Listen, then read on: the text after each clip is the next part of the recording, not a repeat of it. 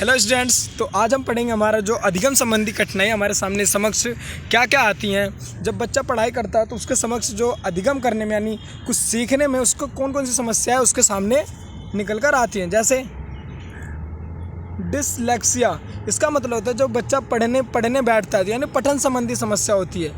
पठन संबंधी समस्या होती है डिसलेक्सिया, यानी जो बच्चा कोई किताब कोई बुक पढ़ने जब बैठता है तो उसको डिसलेक्सिया विकार होता है, यानी विकार समस्या होती है। तो दूसरा है डिस्ग्राफिया। डिस्ग्राफिया होता है लेखन संबंधी समस्या। लेखन संबंधी समस्या मतलब जो डिस्ग्राफिया का अर्थ है, ये बीमारी उन बच्चों को होती है जो लिखने में समस्या आती है। मतलब जब एक अध्यापक ब्लैक बोर्ड पर कुछ लिखवा रहा होता है, उसको देखकर लिखने में कौन सी समस्या आती है, लेखन संबंधी समस्या। थर्ड हमारा डिस्कैलकुलिया यानी गणना संबंधी। डिस्कैलकुलिया इसका मतलब गणना संबंधी समस्या, यानी किसी चीज़ का आप गणना करना मतलब उसकी जानकारी इकट्ठा करना, उसकी गिनती कर रहे हो, आप काउंटिंग कर रहे हो, उसके बारे में आप जानना चाहते हो, गणना कर रहे हो कि वहाँ पर कितने लोग हैं, 1 से 10 लोग कि 20 लोग मौजूद है, आप गणना कर रहे हो, उसमें समस्या आती है। वो कोई सा भी जो हम उसको पैसा देते हैं, जैसे पैसों की गणना करने के लिए दिया 100 रुपये दिए, तो उसको पता नहीं कि वो 100 रुपये हैं कि 10 रुपये हैं कि 5 रुपये, उसको गणना करने में कौन सी समस्या आ रही है। डिस्प्रैक्सिया हमारे पास फोर्थ है, डिस्प्रैक्सिया गतिक कौशल संबंधी समस्या। डिस्प्रैक्सिया गतिक कौशल संबंधी समस्या, यानी कि उसको ये समस्या आती है कि जब कोई चीज़ चल रही हो, कितनी गति में चल रही हो, धीरे चल रही है, तेज चल रही है, उसको इस चीज़ को लेकर समस्या आती है। फिफ्थ है डिस्मोरफिया स्वयं को ज़्यादा सुंदर, लंबा, ताकतवर समझना। डिस्मोरफिया होता है ये उन लोगों को ये विकार होता है जो लोग अपने आप को ज़्यादा सुंदर, अपने आप को लंबा और ताकतवर समझते हैं कि अब जो भी हूँ सब कुछ मैं ही हूँ, मैं ही खली बन रहा हूँ, इतना ताकतवर अपने आप को समझने लगते हैं वो। डिस्थीमिया गंभीर तनाव की अवस्था, यानी डिस्थीमिया ये होता है गंभीर तनाव की अवस्था। इसमें बच्चों को तनाव बहुत स्ट्रेस लेना कर देता है, बहुत ज़्यादा तनाव आ जाता है उसको किसी कार्य को लेकर। अवज्ञा भाषा संप्रेषण संबंधी समस्या, यानी भाषा को शुद्ध रूप से बोलने में उसको समस्या आती है, उसे बोलते हैं अवज्ञा। फिर था हमारा 8th प्रोजेरिया कम आयु में वृद्ध दिखना, यानी प्रोजेरिया ये होता है कई बालक जब ज़्यादा सोचने लगते हैं, उनके बाल सफ़ेद होने लगते हैं, या फिर उनके जो शरीर की बनावट इस तरीके से होने लगती है कि उनकी जो कम आयु में ज़्यादा बड़े लगने लगते हैं, कम आयु में ज़्यादा बड़े लगने वृद्ध दिखने लगते हैं कि इसकी उम्र बहुत ज़्यादा होगी। डिस्मेंशिया तर्क ना कर पाना, स्मरण शक्ति कमज़ोर होना। डिस्मेंशिया ये कैसा विकार है, तर्क ना कर पाना, यानी कि अगर कोई हमसे कुछ सवाल पूछ रहे, किसी जवाब का उत्तर जानना चाहते हैं, उसका व्याख्यात्मक रूप से उस जवाब का उत्तर वो पूर्ण रूप से तर्क में ना दे पाना, और स्मरण शक्ति यानी उसकी याद करने की शक्ति बहुत कमज़ोर होती है। यानी अगर हमने उसे बोला कि हमने उसे कुछ पूछा, हमने उसे 1 रुपये का सिक्का दिया, 2 रुपये का सिक्का दिया, तो मुझसे हम पूछेंगे ना कि कितने रुपए का सिक्का आया, फिर कल उसने क्या खाया था, कल वो कहाँ घूमने गया था, कल उसके अध्यापक ने उसे क्या पढ़ाया था, उसकी जो स्मरण शक्ति बहुत कमज़ोर होती है, उससे क्या बोलते हैं, डिस्मेंशिया। फिर होता है 10th बुलिमिया भोजन ग्रहण प्रवृत्ति संबंधी योग्यता।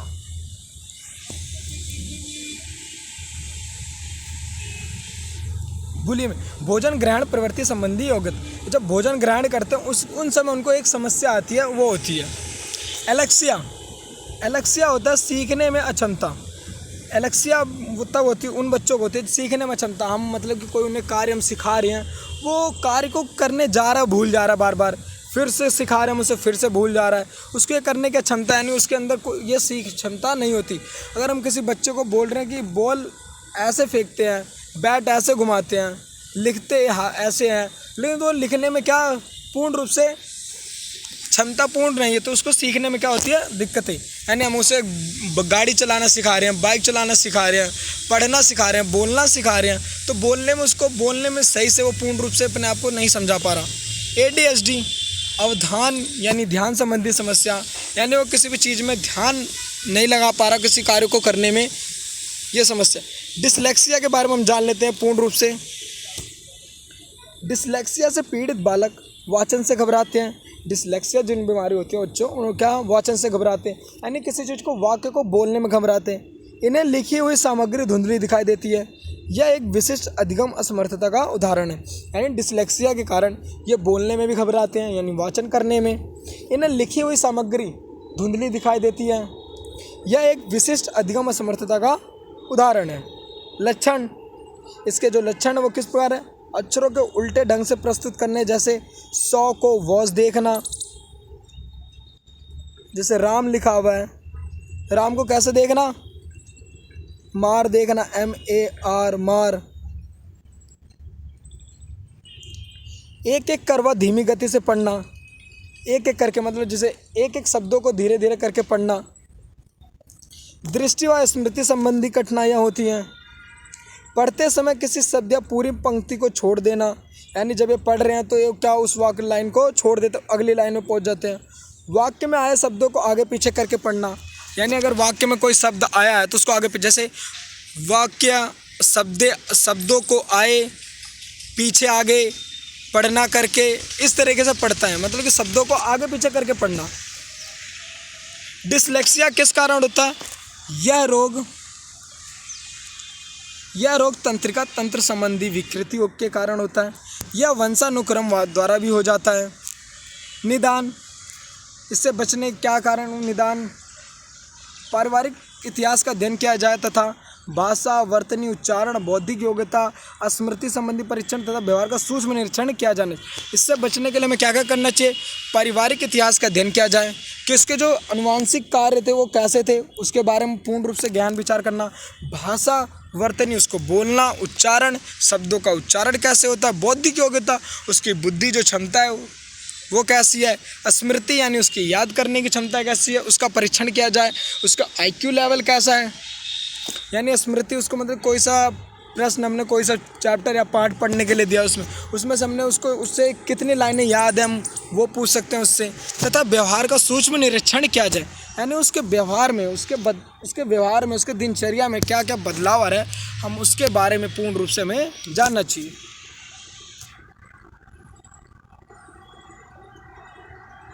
फिर आता हमारा डिस्ग्राफिया।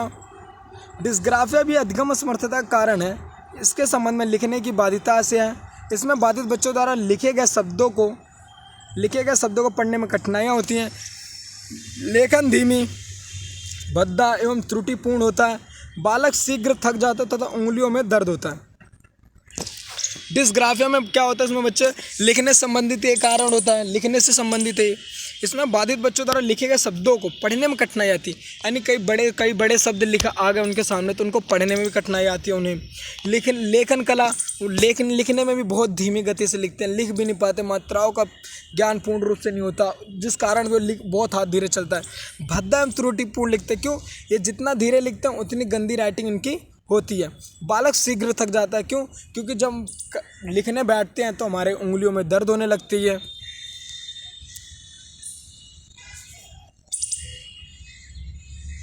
इसके लक्षण क्या है? इसके जो डिस्ग्राफिया के लक्षण क्या? लेखन संबंधी कार्यों में कठिनाई आना, लेखन संबंधी कार्यों में कठिनाई होना, शब्दों वाक्यों के बीच अंतराल अनियमित होता, कलम पकड़ने का ढंग ठीक नहीं होता। ये कलम को बहुत बुरी तरीके से पकड़ते हैं, जिस कारण इनके उंगलियों में क्या हो जाता है? दर्द करने लगता है इनकी उंगलियां। अक्षरों का आकार समझने में कठिनाई होती है कि अक्षर कौन सा बड़ा है कौन सा छोटा है, इसको समझने में क्या इन्हें कठिनाई आती है। वाक्य छोड़कर वह पुनरावृत्ति करते हैं, यानी कई शब्द हैं उनको ये छोड़कर लिखते हैं और पुनरावृत्ति यानी उसी शब्द को बार बार ये दोहराते रहते हैं। फिर हमारा थर्ड है डिस्कैलकुलिया। डिस्कैलकुलिया में क्या है? इस रोग से बाधित बच्चे शीघ्र नहीं पहचाने जाते। इन बच्चों में गणितीय योग्यता कम होती है। ये बच्चे जोड़ घटाना गुणा व भाग करने में अत्यधिक देरी करते हैं। माता पिता इन्हें सुस्त आलसी कहते हैं। गणित के अतिरिक्त अन्य विषयों में इनका कार्य ठीक होता है। यानी ये वे बालक होते हैं ये इन बालकों को बहुत पहचानने में बहुत कठिनाई होती है। क्यों? क्योंकि ये मैथ में पढ़ने में ठीक नहीं होते हैं, लेकिन बाकी और विषयों में इनका रुचिपूर्ण होता है। ये पूर्ण रूप से उसमें कार्य करते हैं, जैसे जोड़, घटाना, गुणा, भाग करने में अत्यधिक देरी करते हैं। यानी मैथ के सवाल ये बहुत समय लगता है इनको करने में। लेकिन वहीं उस दूसरी तरफ ये कोई से और विषयों में इनको पूर्ण रूप से जागृत होते हैं, उसमें रुचिपूर्ण रूप से भाग लेते हैं। और इनके माता पिता इन्हें सुस्त भी कहते हैं और आलसी भी कहते हैं। इसके लक्षण क्या है? गणितीय कार्य करने में कठिनाई होना, संख्याओं को पहचानने में समस्या, आकृति विभेदन की समस्या, यानी जो आकृति जैसे हमारे पास आ गया, जैसे ये ट्रायंगल, इसको समझने में दिक्कत, ये वर्ग, आयत, इन सबको इनको इस आकृति को समझने में इनको क्या समस्या का सामना करना पड़ता है। बड़ा, छोटा, परिधि, क्षेत्रफल आदि को समझने में कठिनाई होना, यानी कि हमें वृत्त की परिधि निकालना है, व्यास निकालना है, क्षेत्रफल इसका निकालना हो, आयत का, इन सब को करने में इनको क्या बड़ी समस्याओं का सामना करना पड़ता है। श्रवण व दृश्य इंद्रियों में सामंजस्य की कमी होना, श्रवण सुनने और देखने में इनकी जो इंद्रियां हैं, सुनने कानों से सुनने, आंखों से देखने वाली इंद्रियों में इनकी कमी होना, क्योंकि ये शब्दों को, मैथ के शब्दों को पूर्ण रूप से सही रूप से नहीं देख पाते। समय, दूरी, गहराई से जुड़ी समस्या होना, गणितीय संप्रतियों के स्मरण करने, धारण करने और पुनः स्मरण करने में कठिनाइयाँ, यानी जैसे मैथ का कोई सवाल है, ए का स्क्वायर, बी का स्क्वायर, हमें जो स्क्वायर निकालते, जैसे हमें वर्ग का स्क्वायर निकालना, वर्ग का क्षेत्रफल निकालना, आयत का 2l प्लस में b, ए का स्क्वायर अगर वर्ग का निकालना उसका क्षेत्रफल, तो उन सबको क्या याद करने में इनकी जो स्मृति पावर होती है, स्मृति शक्ति जो होती है इनके बहुत कम होती है। रुपए पैसे के लेन देन में संबंधी कठिनाइयाँ, यानी कि किसी को कितने पैसे देने हैं, किससे कितना उधार लेना, उस वाक्य में इनको संबंधी समस्या आती है। इसका उपचार क्या है? बच्चों को जो ये बीमारियाँ होती है डिस्कैलकुलिया, उससे बचने क्या है? इन बच्चों के लिए गणित का अभ्यास व बहु इंद्रिय प्रयोग कराया जाए, खेल विधि, प्रश्नोत्तर विधि तथा वास्तविक जीवन अनुभव के माध्यम से सिखाया जाए, ताकि इन बच्चों का अभ्यास करवाना चाहिए हमेशा। और बहु इंद्रियों यानी सभी इंद्रियों का इस्तेमाल भी इनसे करवाना चाहिए। खेल विधि, खेलों के द्वारा इनको समझाना चाहिए। प्रश्नोत्तर, सवालों का उत्तर जानो, प्रश्न दो, उन्हें उत्तर विधि करवाओ। जीवन के अनुभव के द्वारा सिखाया जा सकता है, यानी उनके साथ खेल करवाओ, खेलो कूदो, उनको पढ़ाई में भी यानी उनके सभी इंद्रियों को कार्यकृत करना चाहिए। ध्यान अभाव यानी ADHD यानी attention deficit hyper activity disorder, ध्यान अभाव अति क्रियाशील विकृति, इसमें क्या होता है? इसे सामान्य भाषा में ADHD कहते हैं।